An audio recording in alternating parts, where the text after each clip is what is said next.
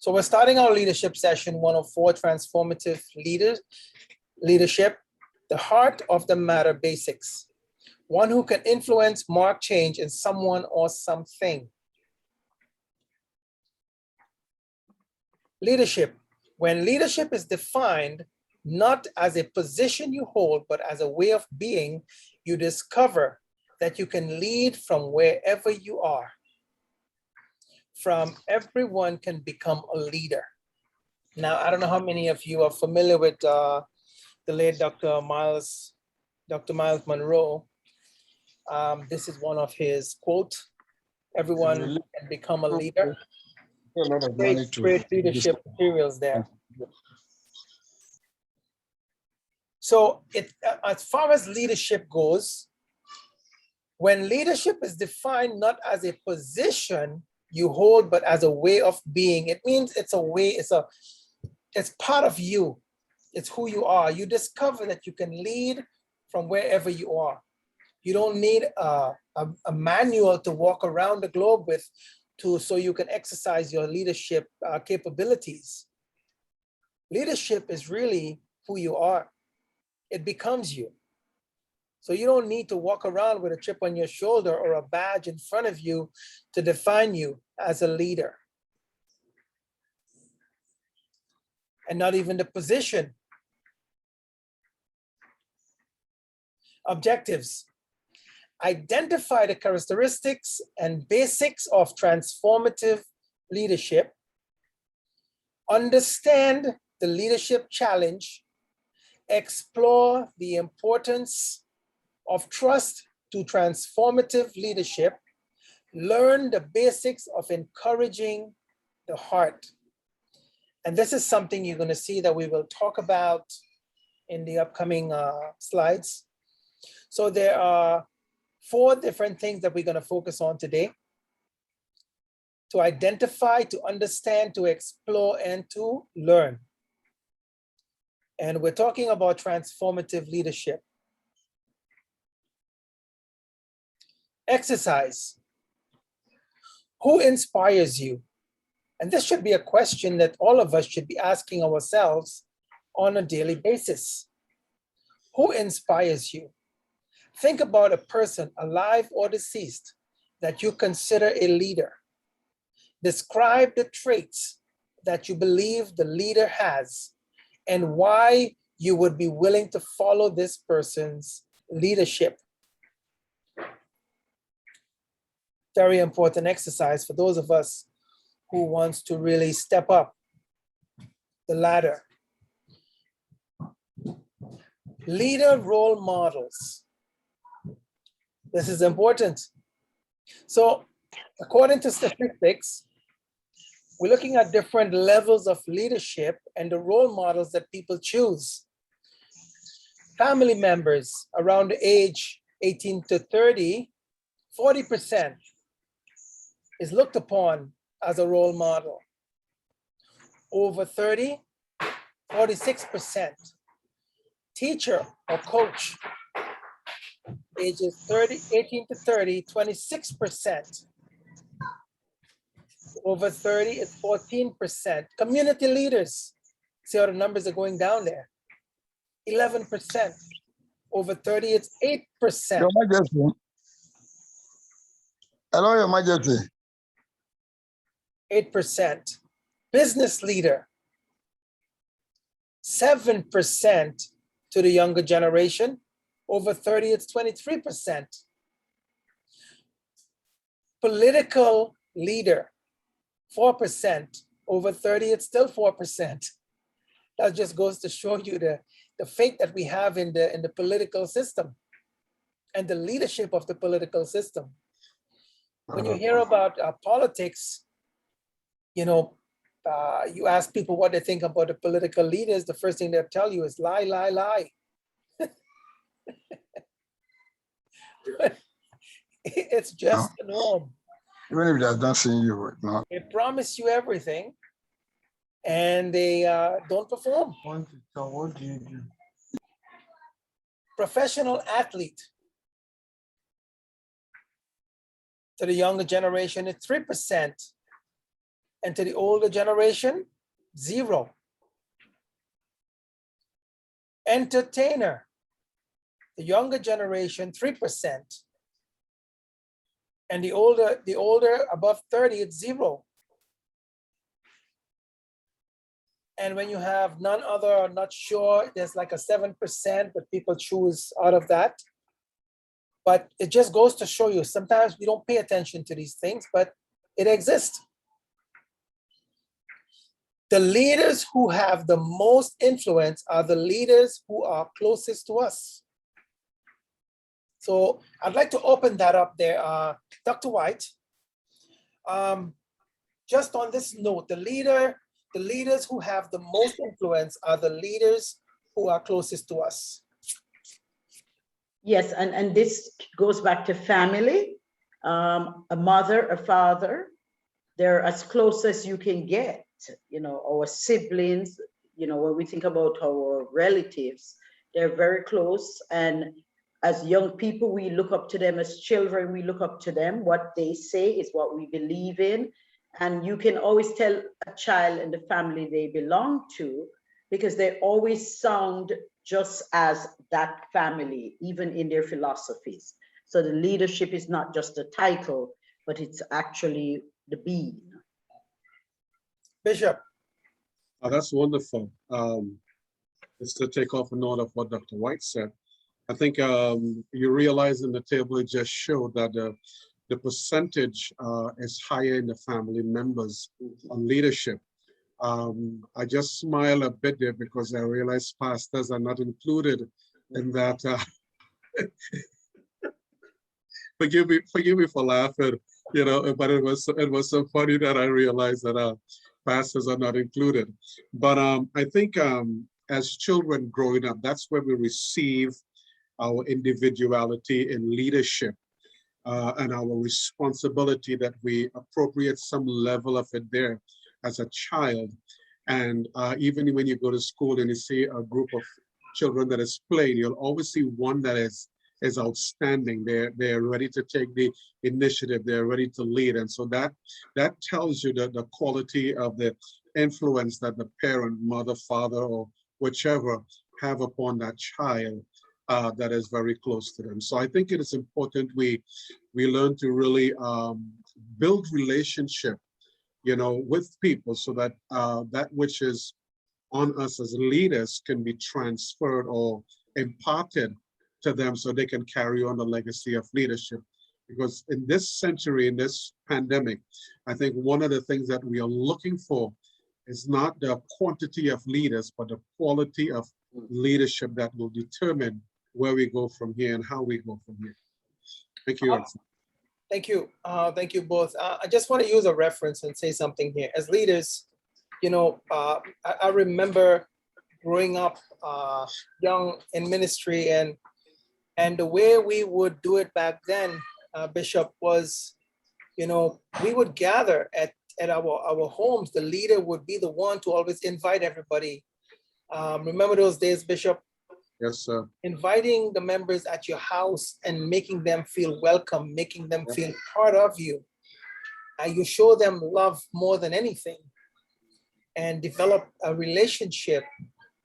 And you didn't pretty much have to ask for anything. I remember serving as the guy that would go about setting up the tents for crusades and knocking on doors and sharing tracts and talking to people one-on-one and building the tent and setting the chairs and setting the PA system and the whole 9 yards.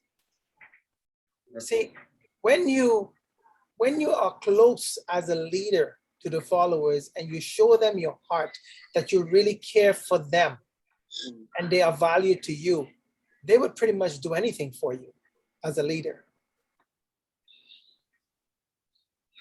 Everything that you will ever do as a leader is based on one major assumption.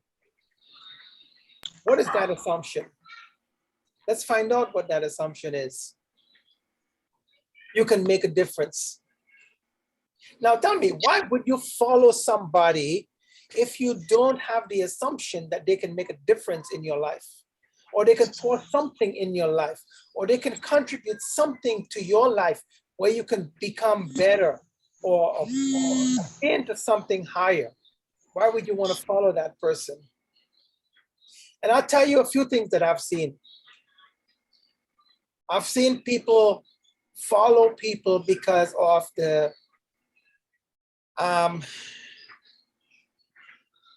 social standing, knowing that they have nothing to gain. They just want to blend in with the crowd, so they follow. Not because the leader is doing such a great job at being a leader, but because all the rest of their friends and the neighbors and everybody's there and the clique is there. And they would just follow on, knowing that their end is like hitting a brick wall and there's nothing to gain. They would still follow because they got to be in that social clique. So that's something that we as leaders and followers must be very conscious of. We don't want to follow people into a sect or into some organization where we are not being fed, we are not being built, we are not being heard. That's the reason why you should follow somebody. If it's not working for you and you're following after somebody, you're not being built, you're not getting a chance to express yourself, you're not getting a chance to grow. You don't feel important, your family don't feel important. You're not getting an opportunity to be yourself or to enhance your personhood of becoming all that God designed you to be.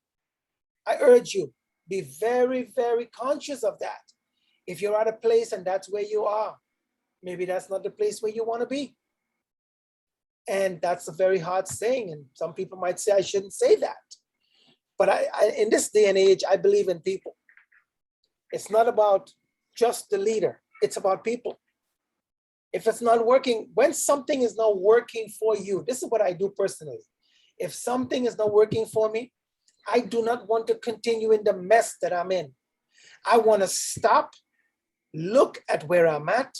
If it's not working, stop, step back for a minute, reevaluate my involvement and everything that I'm in. And if it's not working, either I try to fix it. If it cannot be fixed, I step away from that. So what is the assumption? Everything that you will ever do as a leader is based on one major assumption. What is that assumption? That you can make a difference. Okay, that's you looking at it as a leader. What about the follower looking at you? The follower that's looking at you is doing it with another assumption. And that assumption is, you can make a difference in me. So there's two sides of that. How the leader is looking at it and how the follower is looking at it. Bishop? That's tremendous, because really the whole purpose of leadership is making a difference. But the leader, the leader, him or her, male or female, I think for we to be able to make that difference in the lives of the people that we are serving, is that we ourselves as leaders must dedicate ourselves to continually develop. We ourselves as a leader must continually develop. That's one. And as leaders, we must make growth our goal, because I remember when His Excellency did the first leadership, he talked about the law of the lid, where the people under you cannot rise higher than you. They can only rise as high as you may go. And so it is important that the lid be lifted, or the leader be lifted up, so that the people can rise together with the leader. Because if the leader is making growth, personal growth, then he is a lifetime learner. He or she is not afraid of watching others be, let me put it, ascend in leadership position. He or she is not afraid of watching others become greater, because his whole role is to lift others, so that his level of leadership, whether one goes ahead of him or not, is not threatened, because he understands his role as a leader in lifting others with him in order to make the difference. And the difference is the servant could be as the master. and yet the master is not afraid of the servant because of the level of his capacity to lead. Yes. Thank you, Bishop. Now, just to share another note here on that, a leader should never be intimidated by That's right. followers or having another leader step up that, you know, whereas this leader is so intimidated that this person is going to rise up and outshine me. Listen, I teach very boldly. I'm not afraid to lead people. And if they're shining, guess what? As a leader, if you are working with me on my team and you are beginning to shine, I'm going to step aside and allow you to shine. Here's the reason why. I'm not here to shine. I'm really here as a leader. Every leader, the purpose of the leader is to make you shine. And what leaders must realize is that when you shine as leaders, we shine. So if you're not shining, we're not shining. The goal is, the leader's goal should not be focusing on himself to make himself shine, but to make his people shine. Believe in the people that you lead. Have some faith in the people that you lead. Give them an opportunity. I've dealt with so many leaders in different backgrounds, and let me tell you, it's very concerning when leaders are intimidated by other leaders stepping up, and they sit on them and put a lid on them and put a cap on them because they don't want the young ones to rise up and outshine them. Which is a bunch of nonsense, by the way. As leaders, our job is to make the young leaders and the followers shine. That's our job. It's our duty. If somebody have a problem with that, I make no apologies. Because it's the fact. You want to keep people in bondage? That's the recipe for it. Keep them under your feet. Don't allow them to say and do anything. That's the recipe for that. And we want people to rise. We want people to get out of the mess they're in. We want people to learn and to grow.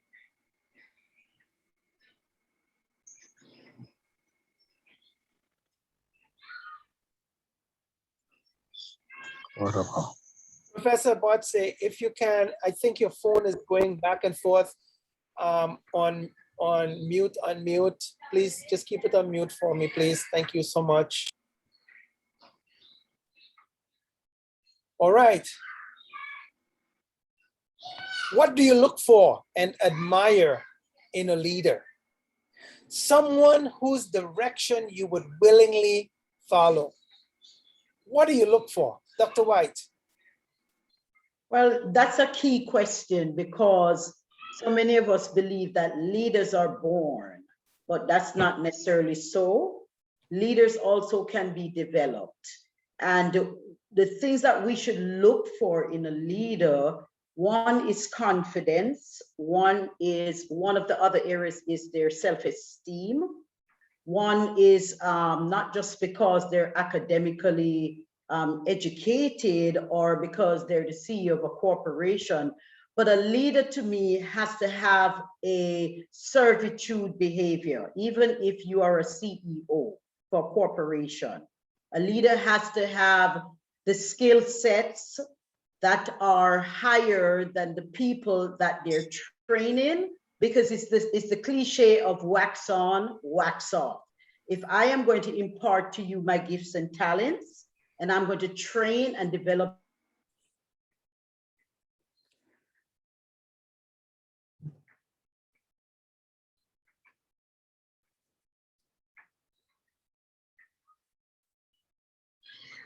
All right. I have to have something you're looking up towards, growing towards. So leaders have to be able to understand that they have to demonstrate all of the soft skills and all of the qualities that someone would actually want to be. You can't be grumpy and fighty. No, you have to be a person that can take directions as you give directions yourself. All right, awesome. Here's some things that we're going to look at, right? Here's the exercise. And this is for us to do on our own spare time.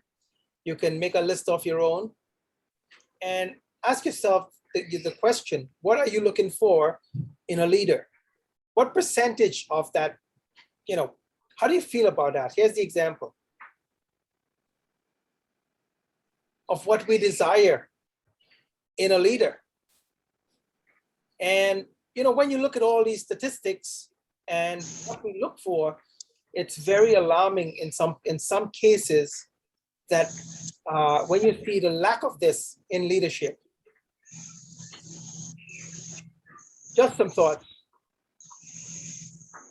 All right. What do you look for in a leader? What do you look for in a leader? He must be honest, trustworthiness, forward-looking, competent, inspiring, his expertise, his dynamism. See, we look at leadership and to most of us, we just look for direction. But leadership is more than direction. It's more than direction.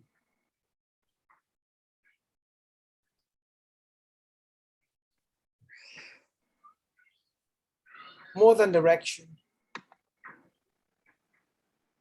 Credibility and trust is the foundation of leadership.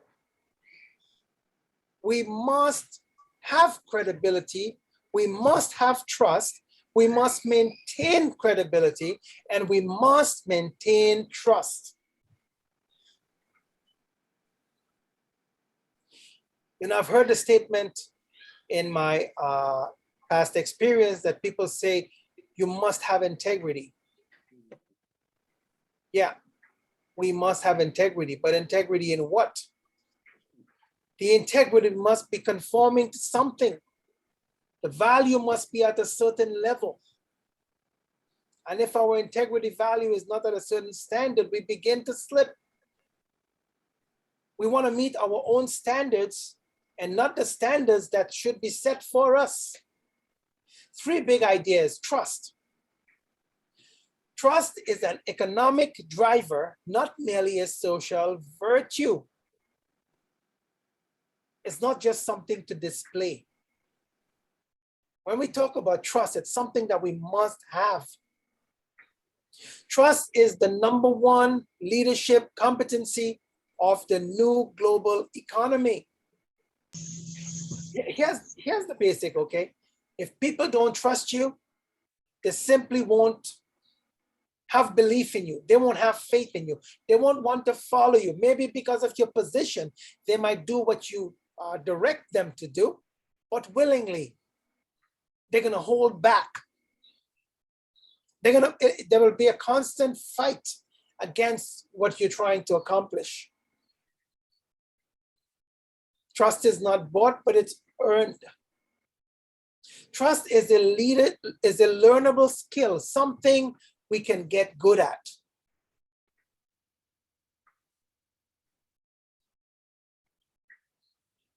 Exercise. How do you cultivate trust and respect and a respectful environment? Here's what you got to do. Change your environment to cultivate your atmosphere.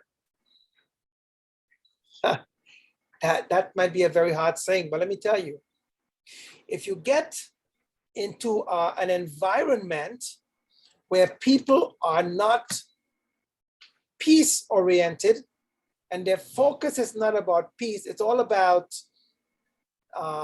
getting high, speaking loosely, discriminating against other people, don't care about today coming tomorrow, don't care about anything else.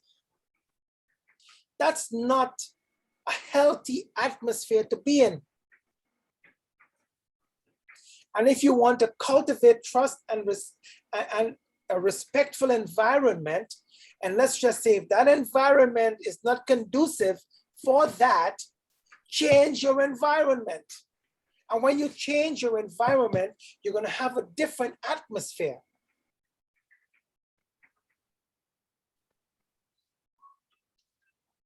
Sometimes the environment that we can be in could be harmful to us. It can become toxic. If you're in a toxic environment, change it. Life is too short. Your atmosphere can be cultivated. You got to work on getting your atmosphere where you want it to be. But if you're in the wrong environment, some changes got to take place. We spoke about change a couple of days ago.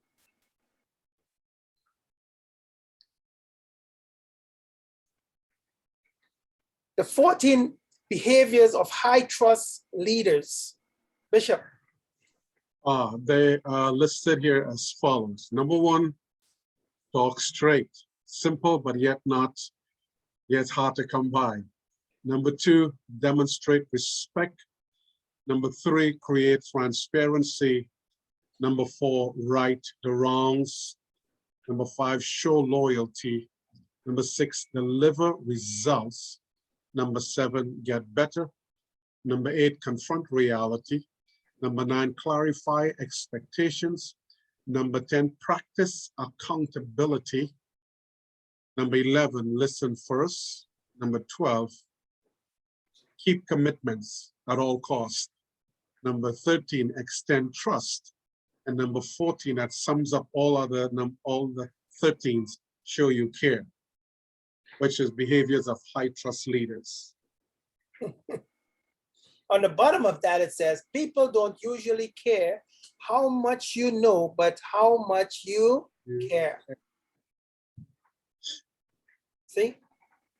And we're talking about behaviors of high trust leaders. If you want people to trust your leadership,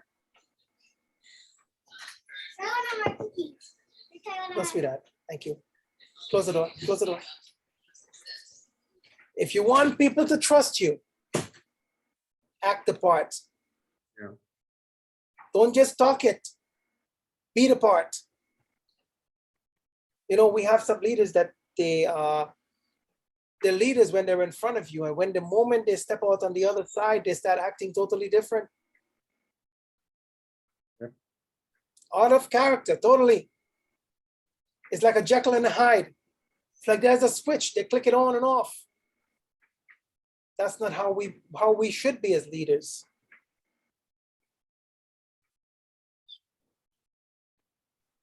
Remember, if you don't believe in the messenger,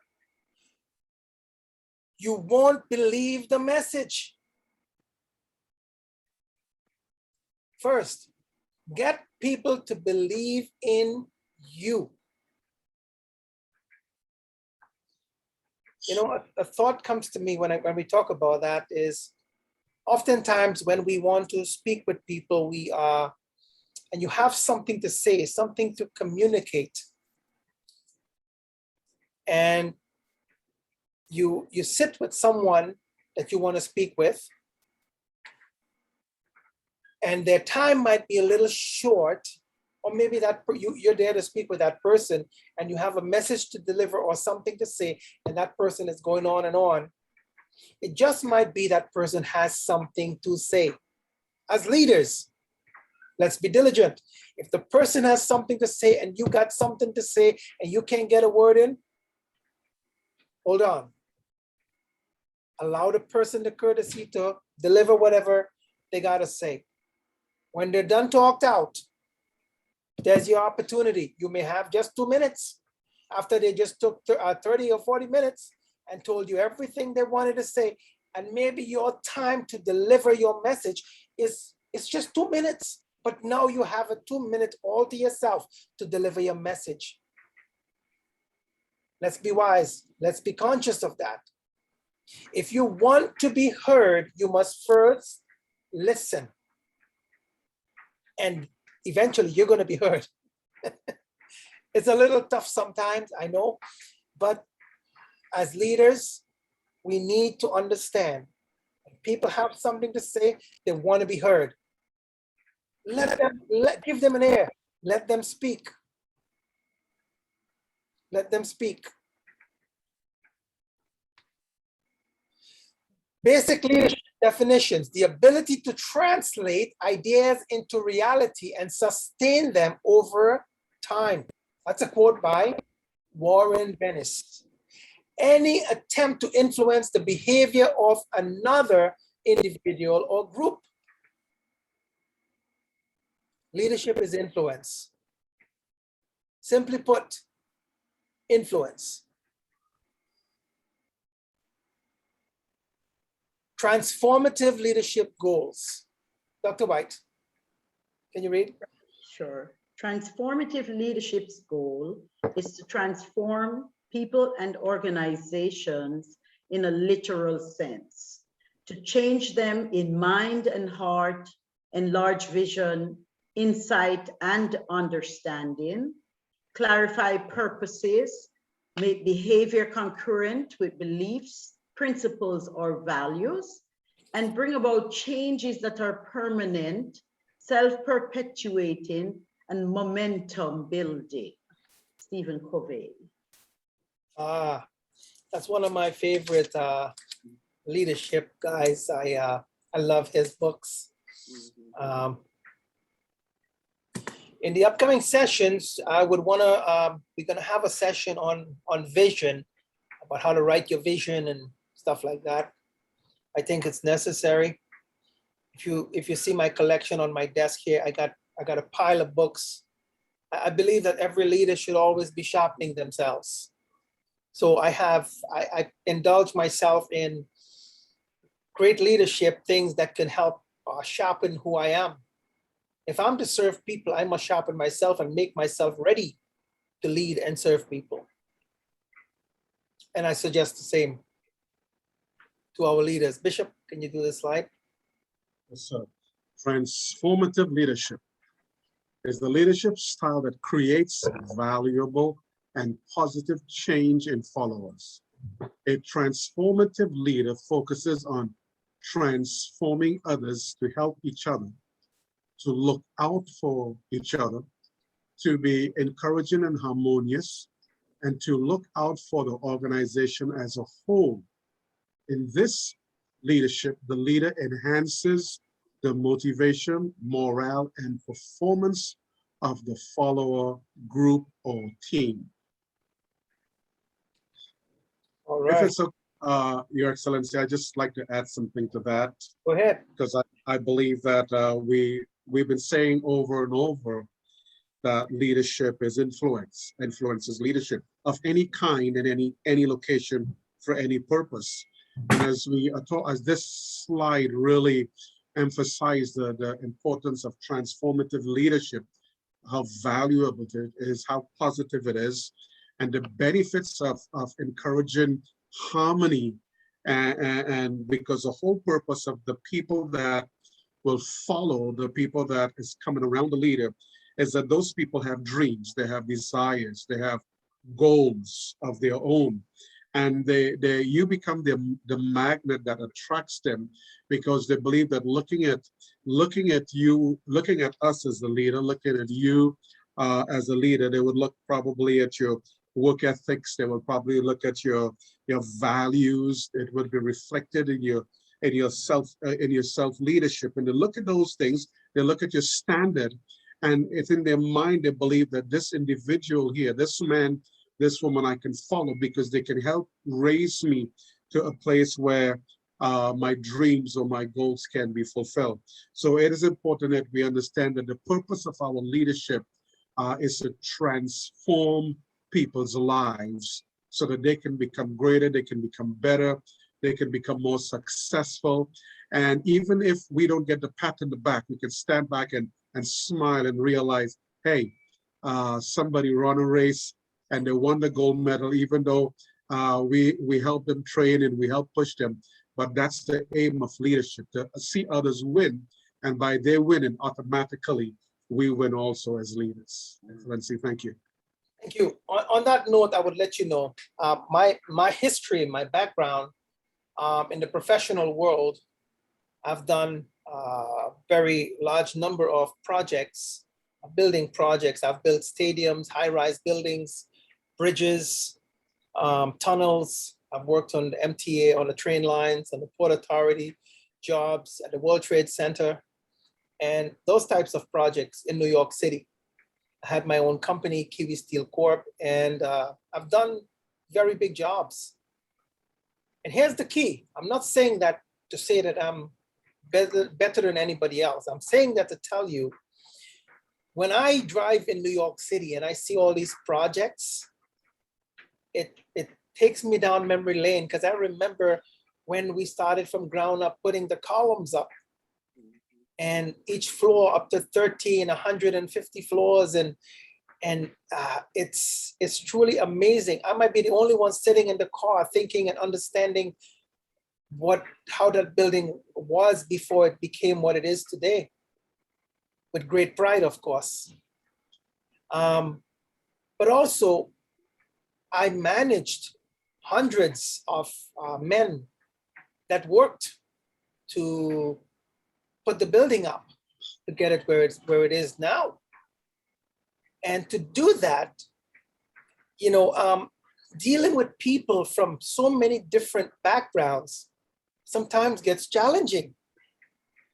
But you, as a leader, as a manager, I understood, and I came to an understanding that as long as people showed up to go to work and we had a warm body and they were capable and competent to do their job, regardless of their personality, regardless of their attitude, regardless of their color, none of that mattered.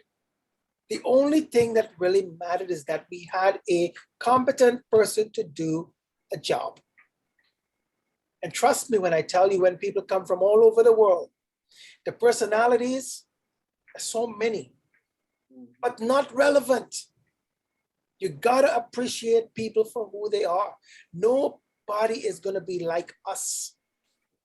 We may want them to act and behave and talk and think like us, never gonna happen. That's why we as human beings are so unique. Everyone has great value. There is not another person on the planet that has your DNA, that has your fingerprints, that has your personality, that would do and think and act and behave the way that you would. That makes you unique. That makes you valuable. One of a kind.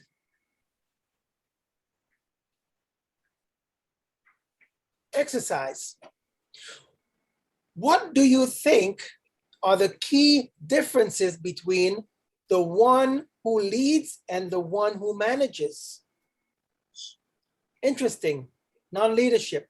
And here's the leadership ladder. Transactional leadership. So a person that operates in a transactional leadership is goal and task oriented. That's it. Here's the difference. A transformative leader or transformative leadership is vision focused. And what is vision? Vision is seeing the end from the beginning. And as a leader, when you have a vision, you can see the end from your beginning. But does your partners, does your followers, does your team, ask yourself, are they seeing this end? Are they seeing the end of this vision?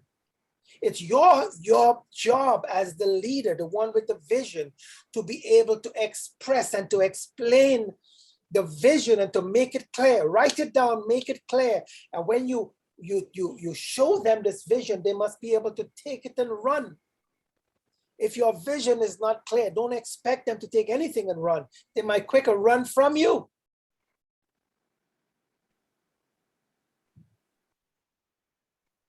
Dr. White. And that is true. So the leader that is goal and task oriented is just someone who comes out and say, okay, these are the things they want us to do. We're going to do it. But they have no way of helping to guide and get the buy-in or the win-win, as we call it, for some people to feel inclusivity in what they're doing. A transformative leader, even though their vision focus, they understand that part of the vision captures the people who are working within the vision. And so the aim of the transformative leader is to ensure that every single person is not agreeing with what has to be done based off consensus, but rather they're agreeing because they feel as if they have been included in the project and they have a part of the project that makes them feel accountable and responsible. And I agree with you, Your Excellency. If someone is to walk with you in your vision, but they feel as if they're just there, as if you're using them and they don't feel as if this is something that they really believe in, they'll go just that far before they turn back. But for the one who can actually buy in and you obtain the win-win because of the buying in, they're going to go all the way from the beginning, the middle, which is the dash, to the end of the project that's at hand. Okay, thank you very much, Dr. White. So the transformative leader, one who can influence, mark change in someone or something. It means that mark change must be something historical, something significant. That's the transformative leader. Transformative leaders have followers, not subordinates. Charismatic, transformative, quiet style, good with people, people-focused, give credit to others, take blame for problems, not look at people when you make a mistake and you blame everybody else, so people will think, oh, he's such a great guy. He never makes a mistake. Like, whenever people start telling you, I don't ever make mistakes, you watch out. We all make mistakes. And the key when you make mistakes is own up to it. Take responsibility. It's important when we as leaders, we begin to take responsibility for our actions before our followers. What do they see? They see people that are very conscious of what they do and someone they can trust, because they're not looking to pass it off to somebody else. Understand problems and hurdles are natural, risk-taking, open to new ideas, break the rules to get the job done. But when we talk about break the rules, I don't want to send the wrong message here, but sometimes when we have procedures and the procedures is keeping us not from getting the job done. When we were teaching on global peace, we talk about structures that was put in place that is not correct, because they were put in place from a different ideology or a different mindset, and those structures need to be changed. If we have procedures or rules or regulations that is not conducive for the project, it means don't be afraid to change that. As long as it does not involve breaking protocol or hurting someone, we can change that. Getting the job done.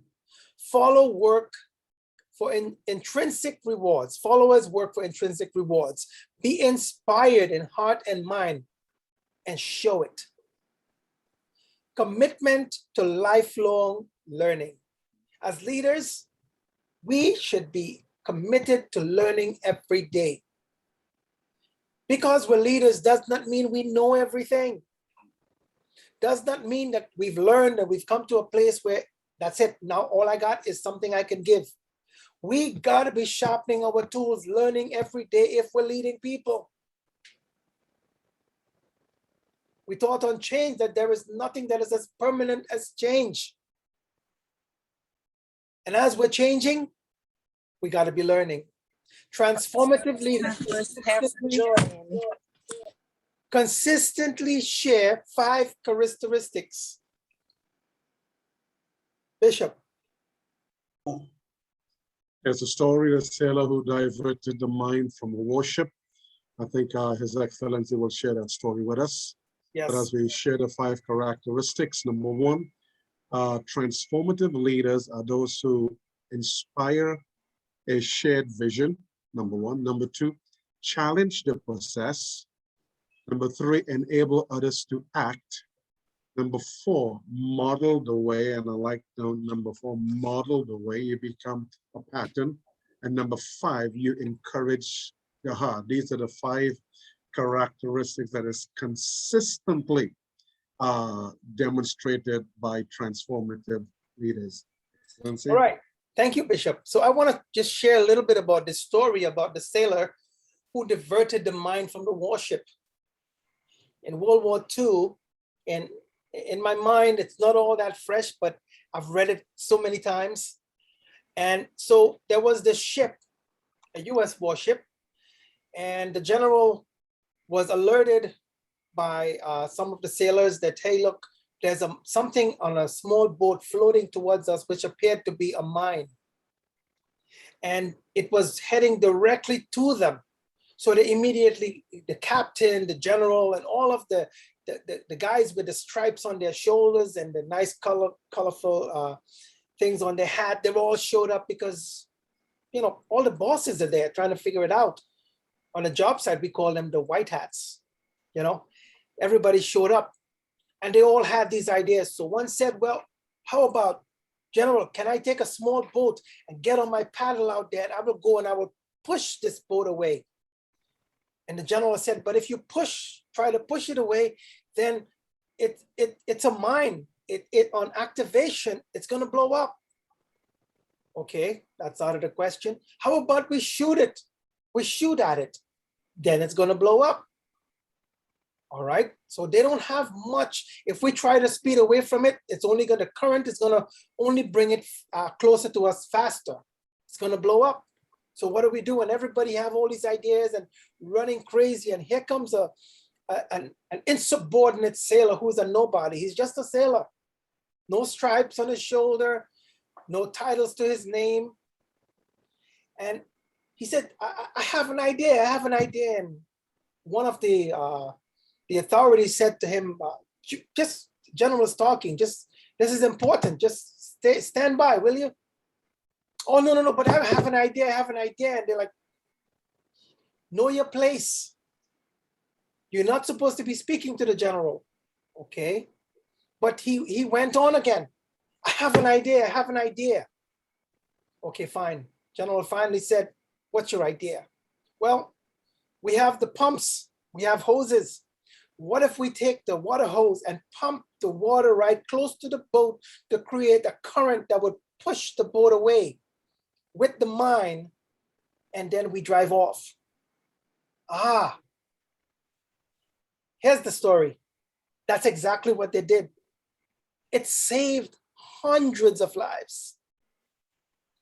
And guess what? This young man, he was like a nobody. He put himself in the way. If you want to look at the 5 characteristics here, he inspired a shared vision. He challenged the process, and that was a challenge. Think about it in the military sense. It was a challenge. You don't speak unless you're asked to be. You're being asked to speak. Enable others to act. Model the way. Encourage the heart. So very, very inspiring story. Inspire a shared vision. Focus on the future. Focusing on the future sets leaders apart. Focusing on the future. When we encounter challenges or issues, if we get focused on the issues at hand and we bend our head down and keep looking at the problem, we're going to be wallowing in that mess and never be able to get ahead. So if we are to inspire a shared vision, we ought to be focusing on the future. Stay focused on the future. You may encounter challenges on the way, but remember, they are challenges that was meant to be there. All it does is make you stronger anyway. Vision. Vision is the lifeblood of any organization. It is what keeps it moving forward. It provides meaning to the day-to-day challenges and setbacks that make up the rumble and tumble of real life. So vision is the lifeblood. Let me just say today, if you don't have your vision written down, that's a personal challenge. You should be able to write your vision down if you are a leader, so that the people that you're leading can read your vision and you can be able to explain your vision to them, so that when they read it, they can take your vision and run with it. Here's another thing about vision, and we're going to have some training on vision soon. Usually when you get into an organization, a church even, or some sort of business with a vision, you're expected to not have a vision. You're expected not to have thoughts. You're expected not to do anything but to follow that vision. Guess what? In looking at it from one angle, the answer is yes. You have to fulfill that vision. But there is something that I must say, having your own vision or individual vision within the corporate vision is what it will take to accomplish the corporate vision. So when there is a corporate vision, in order to fulfill and accomplish the corporate vision, there must be individual vision. But if we sit on people and don't allow them to have individual vision within the corporate vision, it's a vision killer. It's a dream killer. Then people find no purpose within that organization that they're supposed to be a part of. The difference between a vision and a hallucination. Here's a simple difference. Vision is what you see. Hallucination is what you think you see.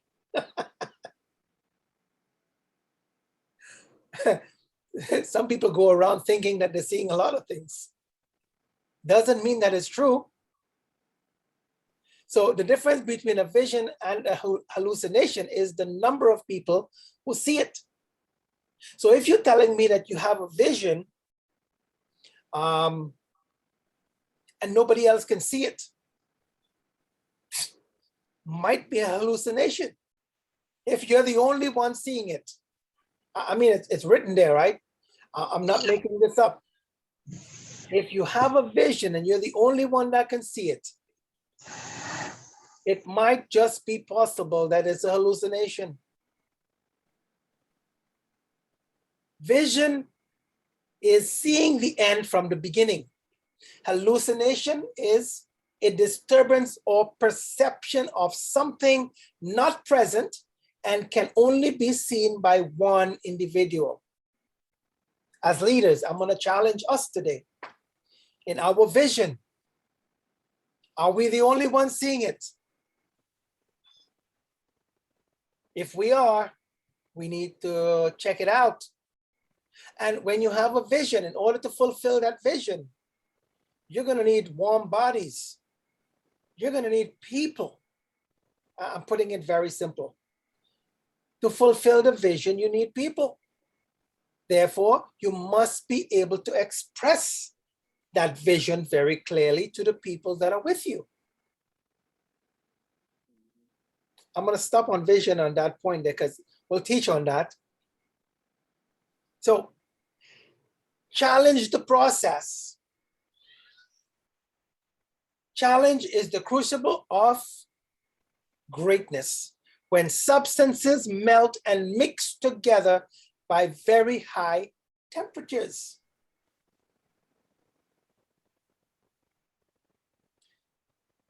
Some processes needs to be challenged. Don't just believe everything people tell you. Don't believe everything you read. Don't believe everything you see. Sometimes you got to challenge the process. Whatever the case, staring down uncertainty and ultimately overcoming this hurdle was a major theme.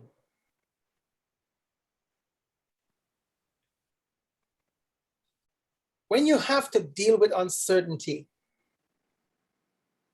uncertainty is something that we can overcome. But the only way to overcome it is to stare it down, deal with it, head on, one-on-one. Don't let it challenge you. It was meant, the uncertainty will come as a challenge only to make you stronger, to take you to the other level that you must go. Enable others to act. Leaders foster collaboration and build trust. Let me show you an example here today. Leaders foster collaboration. I'm just going to let you know I have a great collaboration with Bishop Lamont and Dr. White. We have a trust. Sometimes if you don't see me on, you will see them. What does that tell you? We have a trust. The same way I trust them, they trust me.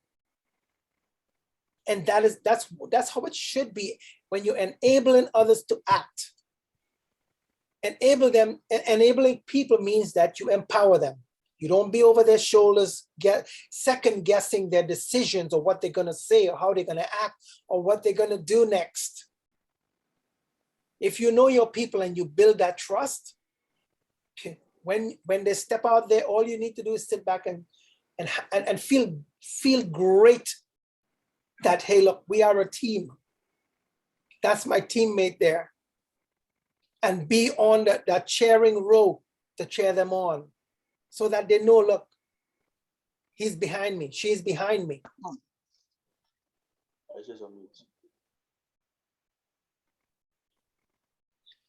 Learn the power of we. In Trinidad, when we use the term we, people say you got mice in your pocket because it's like you're talking to yourself. It's not about having mice in your pocket. People respond more eagerly to the use of we versus I. There is magic in this word. So what's the magic word? We. We are a team. Create a climate of trust. Facilitate relationships. Bishop. Yes, sir. We. I think if I'd like to sum this, give my few thoughts here as we focus on the power of we. One of the things that I discovered in this leadership here this evening is that even though we are leaders, we are focusing from rights to responsibilities. Now, being a leader, you encounter authority. You have a certain level of authority. You have a certain level of power, and that can be intoxicating. That can be exhilarating. And I think that's where you can really test a man's character, by the power and the authority that he or she is able to wield. And as leaders, when we create that climate of trust and we build, and building really is a process. It takes time, it takes wisdom, it takes knowledge, it takes understanding to build relationship. And it's how as leaders, we learn to relate to one another. So authority is not just there to say, do as I say, but don't do as I do, but is able to use authority to serve others. And if we can, as leaders, understand the power we have, the authority we have as leaders, we can truly build a climate of trust. We can truly build, facilitate relationships from all across the board. We saw Dr. Kiwi mentioned that in his role as a builder in New York and having a steel corporation, the various type of mindset that came in, and he had to facilitate all the minds because every one of them had an idea. that they can inject into his corporation. And so he had to facilitate all that minds together so he can build the trust and build the relationship. So today, if you drive by New York, I've never been to New York, you may see Kiwi Steel Corporation, you may see a huge beam, you know, with his signature mark in it, etc. So we are learning the power of we and not I, Excellency. Thank you. Model the way. Transformative leaders know that if they want to gain commitment and achieve high standards, they must be models of the behavior they expect of others. If you want people to do it, don't be afraid to do it yourself. You want people to respect you, show them respect. You want people to be professional, you be professional. Be the example. Model the way. To effectively model the behavior they expect of others, leaders must be clear about guiding principles. They must clarify values. Find your voice. Affirm shared values. Remember, values drive commitment. It must be made very clear. If you expect people to do what you ask of them, don't just tell them, I want you to go in the office and run the office. Tomorrow, you'll be running the office. What does that mean exactly? Okay, there should be a checklist. Number one, I have 10 documents in my inbox folder. One needs to go to A, B, C, D. The other one, I need you to print. The other one, I need you to shred. The other 5 needs signatures. The other 4 needs to be redone. Be very specific. You cannot hold people accountable unless you made it very clear what they should be doing. Then you can hold them accountable for that. But if you have not made it clear to them, you cannot hold them accountable. Anything less than that is not about accountability, it's about blame. Because you failed to make it very clear about the guiding principles. So as a leader, we cannot fail to give guiding principles. It must be very clear. Encourage the heart. Leadership is not an affair of the head. Leadership is an affair of the heart.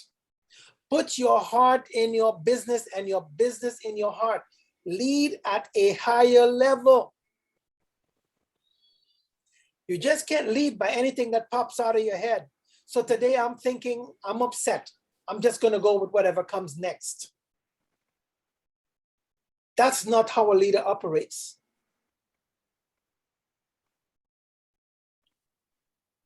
Seven essentials of encouraging the heart. Set clear standards. Expect the best. Pay attention. Don't get lost on your phone while you're leading people. Don't be doing something else when you should be speaking to people. Pay attention. Tell the story. Personalize recognition. If you want to recognize somebody, don't say, well, I want to thank everybody for accomplishing X, Y, Z.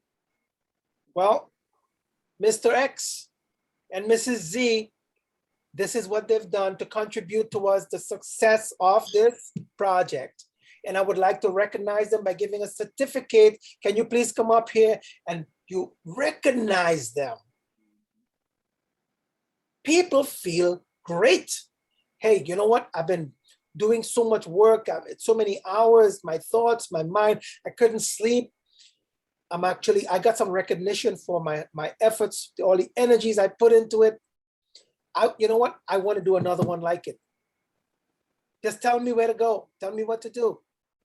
Celebrate together. Set the example. Final exercise. Write essential assigned to your group. Here we go again. Write the essentials assigned to your group. How should this practice be conducted in your organization? Give specific examples of how you can demonstrate this essential practice in your court. What does that mean? Explain yourself.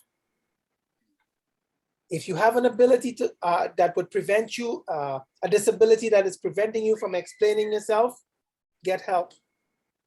But get it explained. Am I saying that a little too raw? Oh, that's great, Excellency. Remember, transformative leadership creates valuable and positive change in followers and organizations. Leaders transform followers by inspiring a shared vision, building trust, encouraging the heart, activating higher order needs. 4 key characteristics of transformative leaders: honest, forward-looking, competent, inspiring. Transformative leadership can have significant implications for organizations and staff. You have to say yes to making a difference, to integrity, to your beliefs, to big dreams, to collaboration, to trust, to difficult challenges, to setting the example, to learning, and to your heart. Are you ready? Are you ready to be transformed? Yeah, absolutely. All right, clan mother. Here's my chief.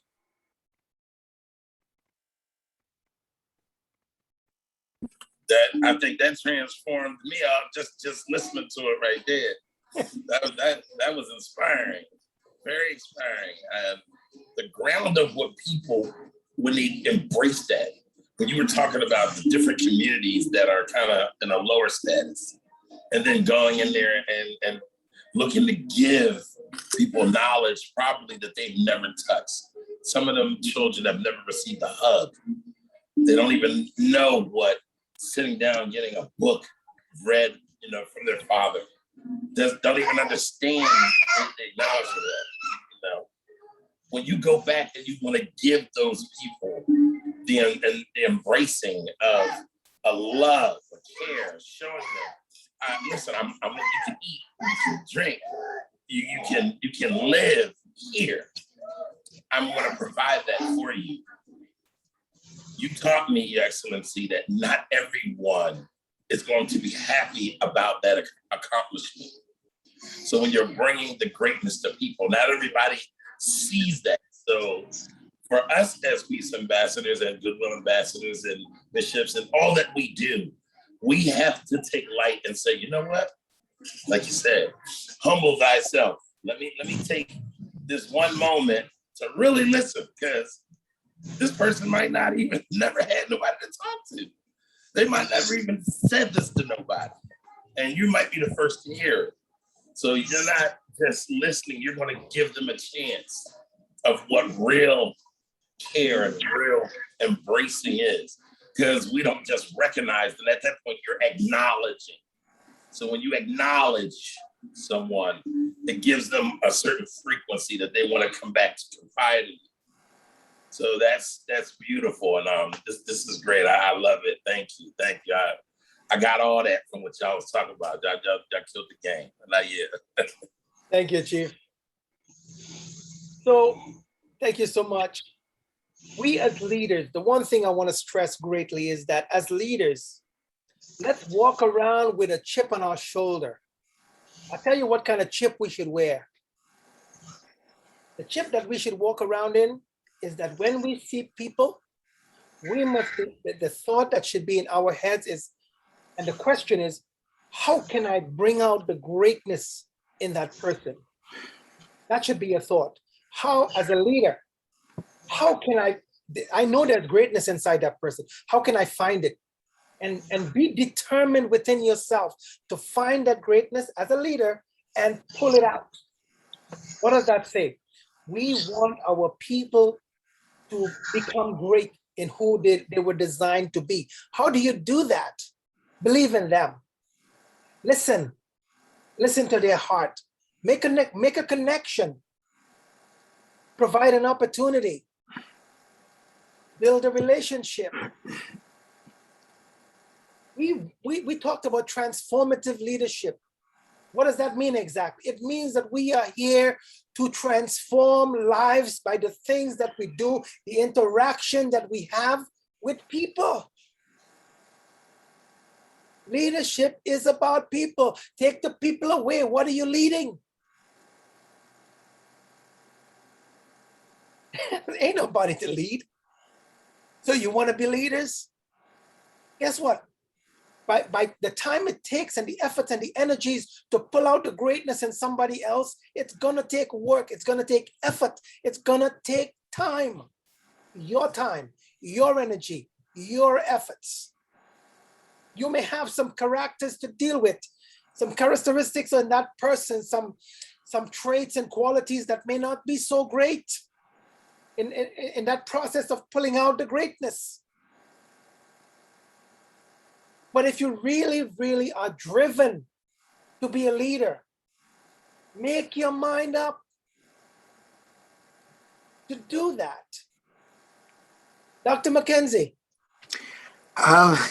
Your Excellency, I am already great, but this is another level.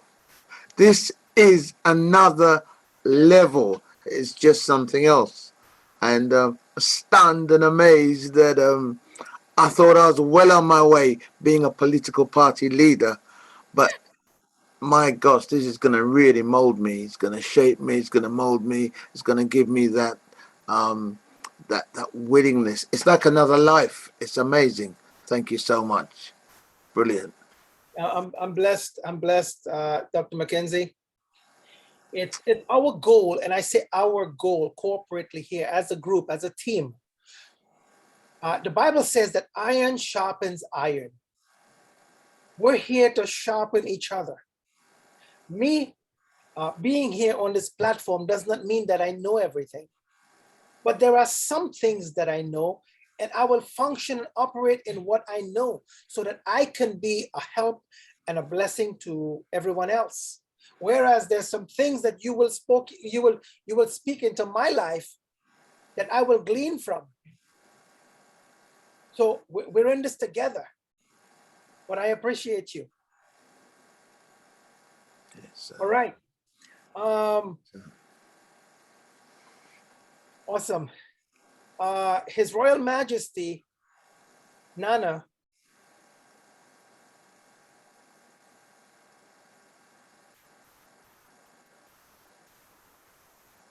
Your Majesty, Nana Hiram.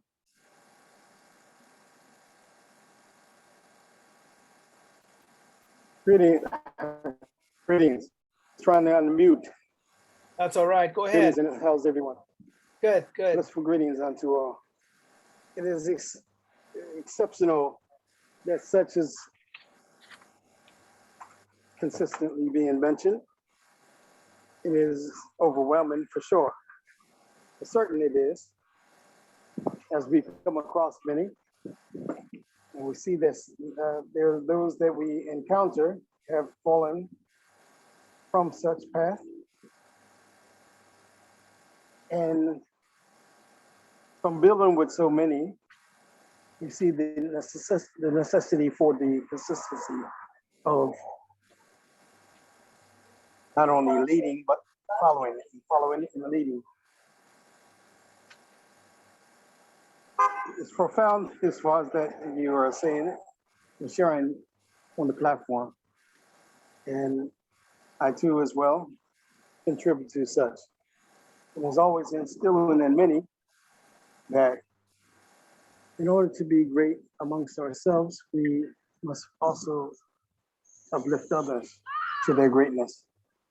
For then that also strengthens our greatness as well. Thank you very I much. listened to many before me as growing up the same. I have had many mentors, those that were gone before my arrival, as well as those that were in the family. My great grandmother, first cousin Margaret Abigail Walker Alexander, wrote the book and novel Jubilee. and also for my people, while she was still present, communicated with her on many occasions. And she spoke of the civil rights and during that era, which became the reason why began her writings as well. I find it consistent that we uplift the many that have fallen short of the glory. And it's a lot of things that are dominating the mental. Of course, there's levels to this. And bringing out that inner light in others, as we have brought it out amongst or within ourselves, is a beautiful thing to see, especially as those begin to illustrate it as well. And as mentioned earlier, not everyone can handle that power.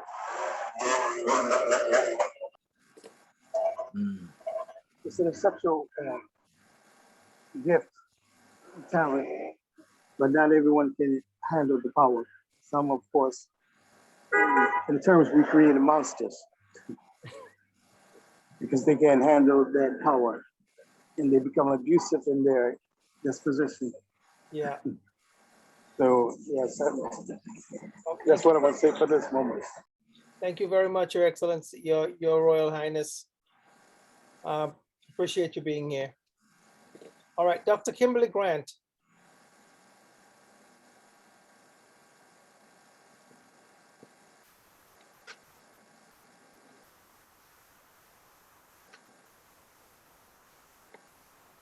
You're on, Dr. Grant.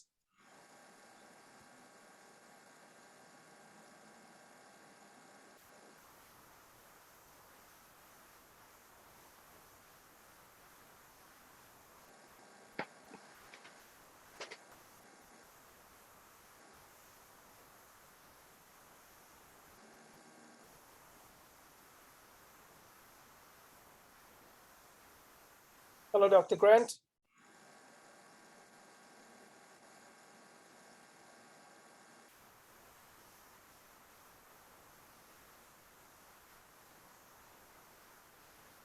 All right, Esther.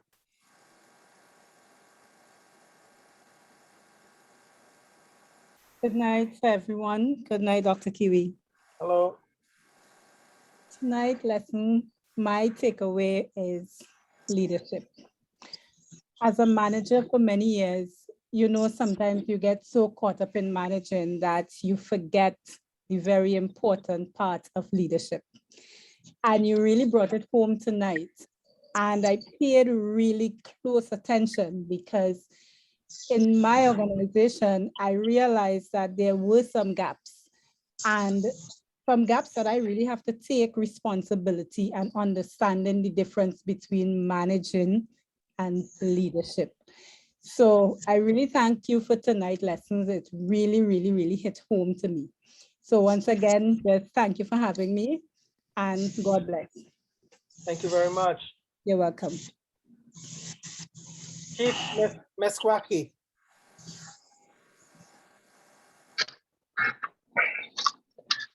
Good evening. Hello. Excellent points tonight. Once again, I really enjoyed this session, and I'm glad we can have everyone on once again.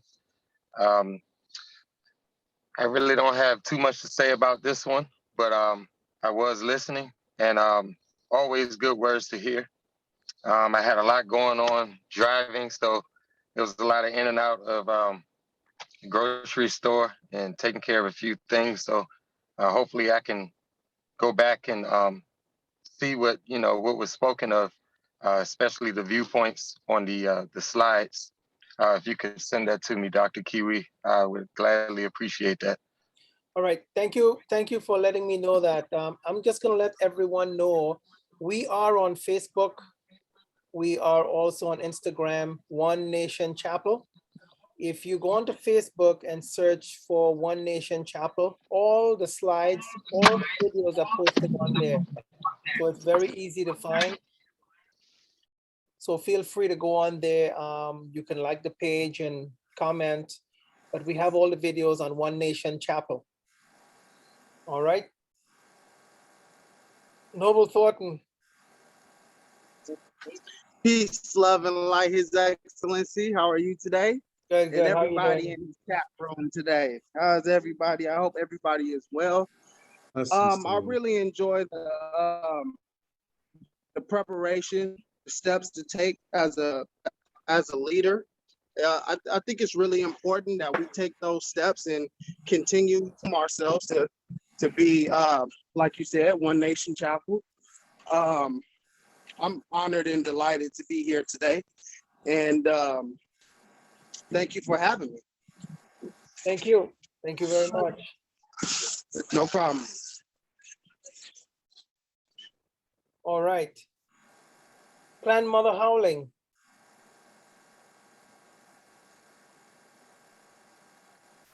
Hello. Hi, Grandmother. How are you? I'm doing better than I was a few days ago. I feel a lot better. The prayers that you all sent out for us around the world here in the Twin Cities, I believe it really sent a strong magnetic force of love and respect and appreciation through the energy around me. So I want to thank you guys all, especially you, Dr. Kiwi, for taking the seat every week and time out of your life to reach out to everybody and remind us all of the essence of the things that it takes to be a leader. They are so very simple things, but being so simple, they are so easily forgotten. So I just want to send my love and respect to everyone here tonight. Thank you very much. Grandmother, if I may ask you, can you text us your contact information? There's quite a few people on the program. We do not have your contact information. So if you can text it, I can have access to the text after the fact. I can take your contact and reach out to you and send the invites and all of that. Grand Governor, Chief Big Up, I may need your assistance to get some people's information that I don't have. Even in sending invites and many other things, I have been a little short on getting that. Okay. Chief Levi, I don't have your contact also. Can you also text that to me? And can you unmute and come on for a moment?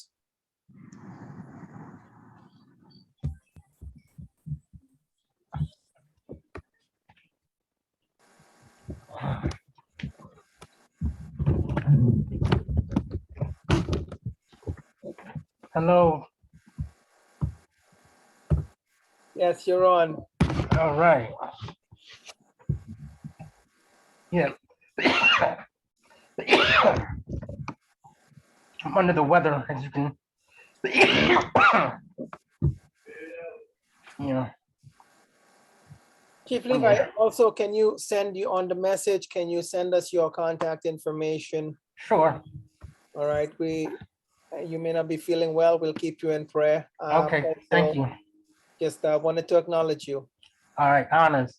So All I will right. send you my information. Thank you very much. Thank you. All right. Get well, Chief. Get well. Empress Monisoy. Peace and love, gratitude again for this great training. Lately I'm a runner, so run the race that's before you. Sometimes I run so hard I don't stop to think about anything. I just run. But lately, I just kind of been sitting still and I've been trusting in the spirit more, listening more to the spirit and living more in my higher self. And that's a great place to be. Awesome. You spoke on trust as a leader. So it allowed me to reach out to a lot of people and motivate a lot of people and inspire them and transfer some great energy. So I send positive energy and positive vibes to everyone tonight. Peace and love. All right. Thank you very much, Empress. Dr. Grant, are you back with us? Kimberly Grant? Can you hear me now? Yes, we can. Okay, great. I logged out. I first wanted to acknowledge you, Chief Governor, Bishop Joseph, and Dr. Cheryl. I'm telling you, every Tuesday and Thursday, I'm just so excited to be a part of this training. It just gets better and better and better. And it just really taught me a whole lot about transformative leadership and something to aspire and set goals into enhancing and my leadership. So thank you. Thank you, Dr. Grant. Dr. Grant, can you also text us your contact information and I'll pick up the text later on? Absolutely. I could put that in the chat. Okay. Just want to remind everybody, next Tuesday would be the Women's Empowerment that's coming up. Please invite someone, and we want to show our support to the women. It's coming on really great, let me tell you. It's truly a blessing. Patricia Darko, Dr. Patricia.